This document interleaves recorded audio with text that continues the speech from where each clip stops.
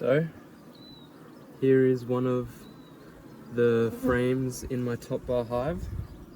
I've been going through frame by frame, starting from the end, going in, and this is about 4 frames in, 4 or 5 frames in, and you can see a lot of brood here, and then honey on top. I'll see if I can hold this with one hand. So this is all brood, laid eggs, worker brood I believe, some drone brood as well, which are the slightly bigger cells, and then they've got a layer of honey on top, which is mostly capped, meaning they've put a wax cap over it, and that's ripe honey ready to store. They'll access that in the winter time when they need it. Now, because that's got a large amount of brood on it, I probably won't go any further in, because we're just going to have more brood, and when you start to enter into the brood, they can get a little bit feisty, which is fair enough, just defending and protecting the beautiful babies.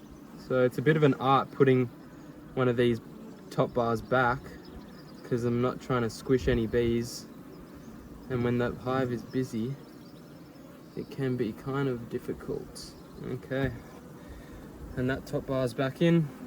Now if we go one more bar out, you can see the starting to cap the honey at the top, and then that's just a lot of nectar or unripe honey in there. There's actually a little bit of brood there, a little bit of pollen, potentially even bee bread in the bottom there, and then it's mostly the same on that side. I'm gonna put this one back as well. So just trying to get that top bar frame back in without squishing any bees. And you can see this, I think people might refer to this as virgin comb or virgin honey, virgin nectar, meaning that it's purely nectar or unripe honey that they're storing in there. I'm sure it has a unique taste, but how big? Like, they're huge and it's got weight to it. So I assume, these are all going to be capped, and with ripe honey inside by the end of the season. And they're still expanding, so I'm not going to try to predict how many frames of honey they're going to produce, because they're still expanding. Very similar to the last frame. Okay, are we in? Yep, we're in. I'm actually going to hold these together. I just put these in yesterday. I mean, there's a lot of bees just hanging off it, but you can even see that they've built on the starter strip that I've put there in just one day. And that's just the time of year. There's a lot of bees, there's a lot of flowering. And then just the follower board.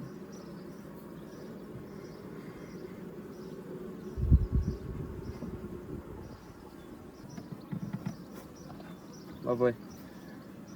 So I've just moved you guys around to the other side, and I'm gonna have a look in the other side, although I am going to be careful because I believe they're not storing honey, like pure frames of honey or nectar on this side. I believe it actually starts with brood and then they're building out that way, but we'll have to find out. I also put 2 frames in yesterday, 2 empty bars, sorry, so they have room to expand.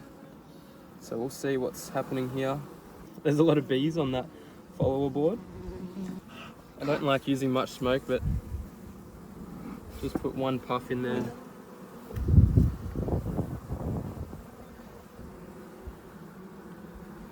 That's from what I gave them yesterday.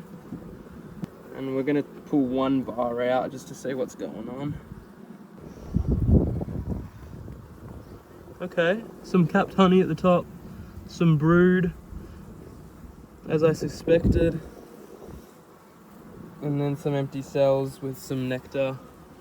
More brood, mostly brood on the next frame. I'm not gonna go in there and disturb them too much. So now putting this frame back. Again, there's a bit of art to it. That was pretty successful. These two frames, or bars I should say, that was easy to put back, and then the follower board, fairly easy to put back as well. So I'm just gonna leave them those two bars that they have on each side. That should be enough room for the time being. And then maybe I'll add some more next week, see how quickly they fill those out. I've got more prepared here. This one sort of melted, we've had some hot weather. I might even just put them up against the follower board to keep everything sort of secure. I have heard of the follower board and falling over in these hives. Got another one prepared there, put that on this side. So yeah, everything is going well.